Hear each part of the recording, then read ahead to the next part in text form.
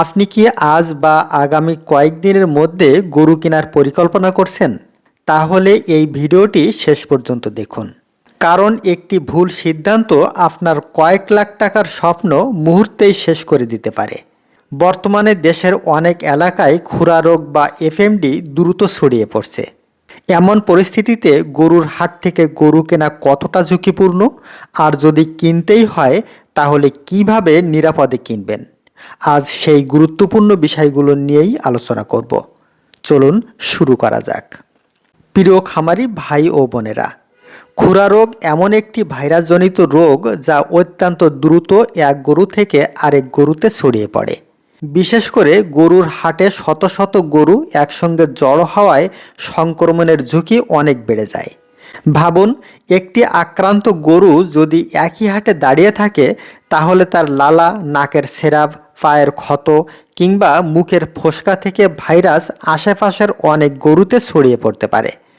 বাইরে থেকেও অনেক সময় গরুটিকে সুস্থ মনে হতে পারে, কিন্তু সে ইতিমধ্যেই ভাইরাস বহন করছে। এ কারণেই বর্তমান পরিস্থিতিতে হাট থেকে গরু কেনার ক্ষেত্রে সর্বোচ্চ সতর্কতা প্রয়োজন। কেন এখন হাট এড়িয়ে চলবেন? কারণ হাটে আপনি জানেন না গরুটি কোথা থেকে এসেছে, আগে কোনো অসুস্থ গরুর সংস্পর্শে ছিল কিনা, পরিবহনের সময় আক্রান্ত হয়েছে কিনা, বিক্রেতা সব তথ্য সঠিকভাবে বলছেন কিনা। একটিমাত্র ভুল সিদ্ধান্তের কারণে আপনার পুরো খামারের সব গরু ঝুঁকির মুখে পড়তে পারে।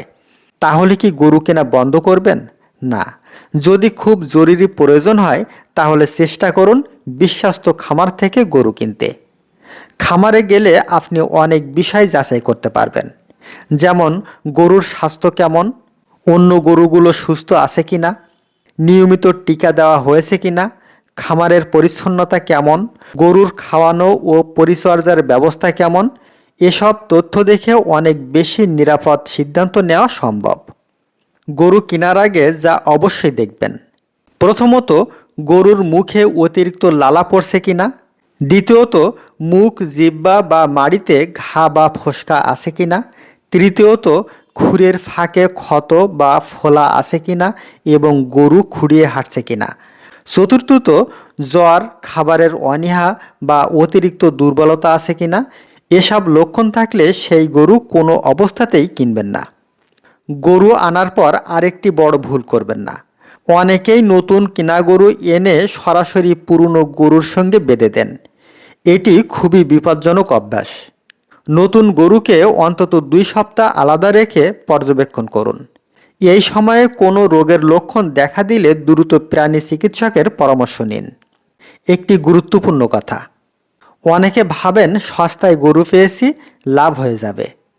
কিন্তু যদি সেই গরুর মাধ্যমে পুরো খামারে খুরা রোগ ছড়িয়ে পড়ে তাহলে সেই সামান্য লাভের জন্য আপনাকে অনেক বড় ক্ষতির মুখে পড়তে হতে পারে। একজন সফল খামারি কখনো শুধু কম দামের দিকে তাকান না, তিনি আগে দেখেন গরুর স্বাস্থ্য, তারপর দাম।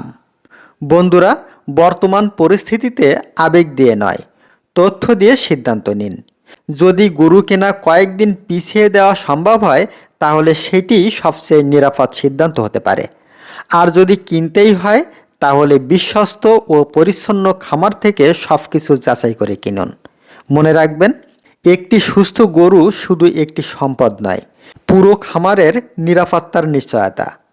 আর একটি অসুস্থ গরু পুরো খামারের জন্য বড় বিপদের কারণ হতে পারে। ভিডিওটি যদি উপকারী মনে হয় তাহলে একটি লাইক দিন, খামারি বন্ধুদের সঙ্গে শেয়ার করুন এবং গরু পালন ও খামার ব্যবস্থাপনা সম্পর্কে বাস্তবভিত্তিক তথ্য পেতে আমাদের চ্যানেলটি সাবস্ক্রাইব করুন। আল্লাহ হাফিজ।